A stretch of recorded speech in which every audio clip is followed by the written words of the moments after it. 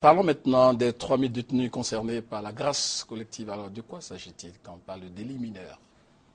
Eh bien, nous avons dans la lecture du communiqué indiqué les personnes qui ne sont pas concernées.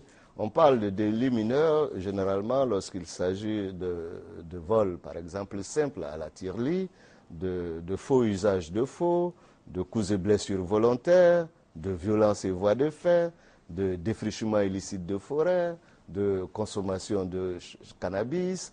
Il y a beaucoup d'infractions qui ne rentrent pas dans le cadre des infractions qu'on considère comme portant un trouble substantiel à l'ordre public et à la paix sociale. Vous savez, la grâce est une tradition dans l'administration de la justice. Normalement, dans tous les États, à l'occasion de grands événements comme la fête nationale, comme la fin d'année, le gouvernement accorde des grâces aux prisonniers. Parce qu'il y a dans les prisons des délinquants primaires dont la longue détention peut les transformer en grands bandits au contact des caïds. Donc l'administration pénitentiaire, c'est pouvoir opportunément voir si on peut accorder comme la loi l'autorise. Parce que, disons-le net, c'est la Constitution qui donne au président de la République le droit de grâce en son article 49.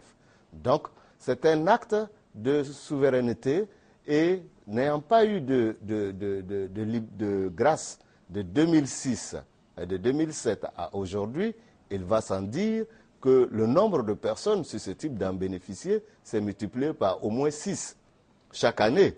Et la grâce à laquelle vous faites allusion a été assez ponctuelle. C'était une grâce accordée aux femmes. Et donc, si vous prenez dans la population carcérale le nombre de femmes, vous constaterez que ce chiffre, à cette époque, était également substantiel. Mais ça ne concernait que les femmes. Aujourd'hui, c'est une grâce collective qui essaie donc de mettre en liberté des personnes qui, depuis 2007, auraient pu s'attendre à bénéficier d'une grâce. Et donc, si vous prenez ce chiffre et que vous envoyez la durée, c'est tout à fait normal que cela porte sur environ 3000 personnes.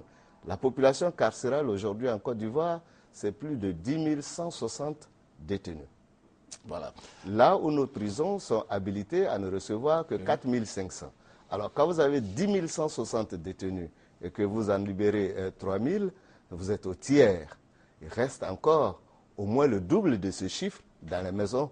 Il faut aussi penser à la paix sociale.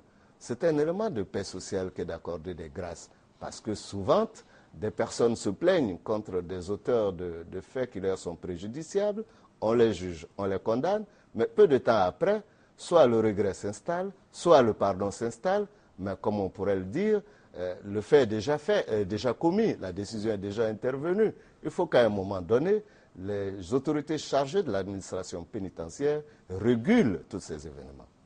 Alors, monsieur le ministre, donnez-nous une réponse assez claire. Peut-on bénéficier d'une liberté provisoire et avoir une activité politique intense?